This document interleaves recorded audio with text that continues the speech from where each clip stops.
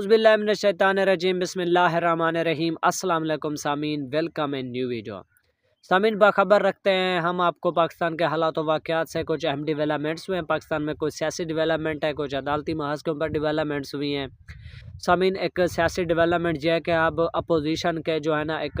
मुतालबा किया गया है ग्रैंड अपोजिशन की जानिब से नए इलेक्शन का। उस नए इलेक्शन के ऊपर अब इस गवर्नमेंट के पास और मिलिट्री एस्टेब्लिशमेंट के पास आखिरी दो जो ऑप्शन हैं, उन ऑप्शन के बारे में मैं आपको बताता हूँ। और उसके बाद अदालती महाज के ऊपर कुछ अहम डेवलपमेंट्स हुई हैं और अदालती महाज की भी मैं आपको डेवलपमेंट देता हूँ। जिस तरह के जस्टिस सरफराज डोगर साहब को लाहौर हाई कोर्ट से डायरेक्ट इस्लामाबाद हाई कोर्ट में इंटर किया गया सीनियर मोस्ट जज के तौर पर। तो उसमें अब जो बाकी जजेस हैं 6 से 7 जिन्होंने जस्टिस याहिया अफरीदी साहब को भी लेटर लिखे हैं,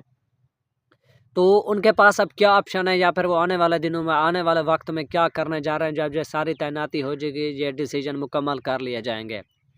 तो चलिए सामीन, पहली अपडेट मैं आपको बताता हूं कि सामीन अब यह है कि ग्रैंड अपोजिशन का एक इजलास हुआ जिसमें पाकिस्तान तहरीक इंसाफ के नुमाइंदे भी शामिल थे, जो कि असद कैसर साहब के घर पर हुई, जिसमें असद कैसर साहब भी शामिल थे, उमर अयूब साहब भी शामिल थे, उसके बाद मौलाना फजलुर रहमान, मुस्तफ़ा नवाज़ खोखर और उसके बाद शायद खाकान अब्बासी साहब, महमूद अचकज़ई साहब, सब अपोजिशन की जो जमात हैं वो शामिल थी। इसमें सबसे पहला तो ये मुतालबा किया गया कि मुल्क में जो जबर और फस्तायत का एक माहौल गर्म किया हुआ है इसको ख़त्म करना चाहिए। और उसके बाद उन्होंने सियासी कैदियों का जो रिहाई का मुतालबा किया। आप जानते हैं कि सियासी कैदी कौन है, इसमें पाकिस्तान तहरीक इंसाफ है और बानी PTI हैं। और उसके बाद सामीन जो अहम मुतालबा किया गया है अपोजिशन की तरफ से वो ये है कि एक नए इलेक्शन का मुतालबा किया गया है। अब सामीन अब नए इलेक्शन में जो अहम डेवलपमेंट है, जो आखिरी दो जो लास्ट ऑप्शन है इस गवर्नमेंट के पास और मिलिट्री एस्टेब्लिशमेंट के पास, क्योंकि इस गवर्नमेंट के पीछे सामीन मिलिट्री एस्टेब्लिशमेंट का क्लियरली हाथ है,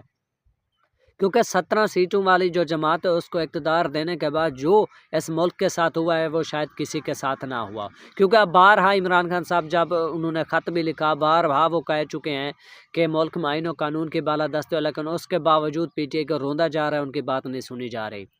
तो अब जो ग्रैंड अपोजिशन की जानिब से एक जो मुतालबा किया है नए इलेक्शन के ऊपर, अब इसके ऊपर सामीन दो ही मिलिट्री एस्टेब्लिशमेंट के बाद सलूशन है या फिर गवर्नमेंट के पास।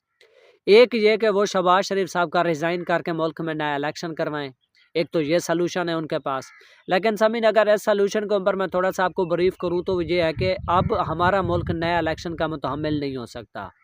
क्योंकि एक दो लोगों से मैंने भी राय ली है जो कि ऐसे समझे कि पब्लिकली हैं, तो उन्होंने कहा कि नहीं जी नया इलेक्शन नहीं होने चाहिए, जबकि जिन लोगों को हमने वोट दिया या फिर जिस जमात को अक्सरियत मिले आप उन्हीं को उनका मैंडेट वापस कर दें और मुल्क में नया इलेक्शन की कोई ज़रूरत नहीं है, कोई गुंजाइश नहीं है। और दूसरा ये कि अब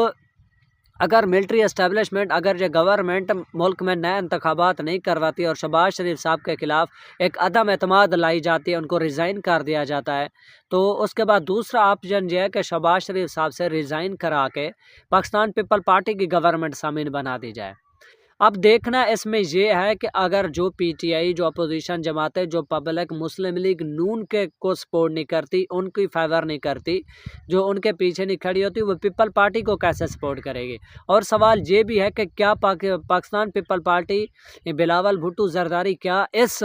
सिनेरियो में इस मुल्क की कंडीशन में क्या वो आएंगे, अब वज़ीर आज़म शहबाज शरीफ के ख़िलाफ़ अदम एतमाद लेकर ख़ुद वज़ीर आज़म बनेंगे, क्या इन मामलात में इन हालात में वो मुल्क को चला सकते हैं। तो क्या अब ऐसे समझे कि क्या वो ये कुर्बानी फिर वो देने के लिए तैयार होंगे जहां उनके पास ना अक्सरियत होगी ना ही वो कोई स्ट्रांग फैसले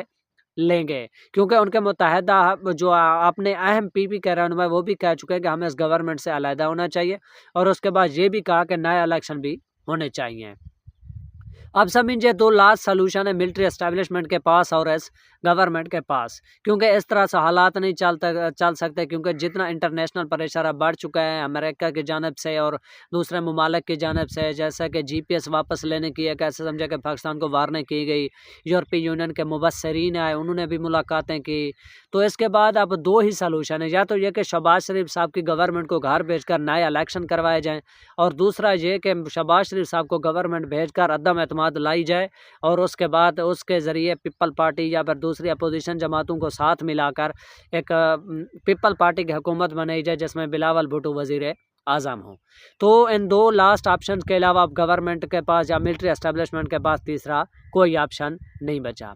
अब ज़मीन जो दूसरी अहम डेवलपमेंट है वो ये है कि अदालती महाज के ऊपर कुछ अहम लड़ाइयाँ जारी हैं, जिसमें यह कि ये सारा सिनेरियो करने का मकसद यह है कि किसी न किसी तरीके से इमरान खान साहब को अदालती महाज से ऐसे समझे कि नाउमीद करना या फिर उनके जो केसेस हैं उनको ऐसा समझे कि डिले करना, उनके खिलाफ फैसले लेना है।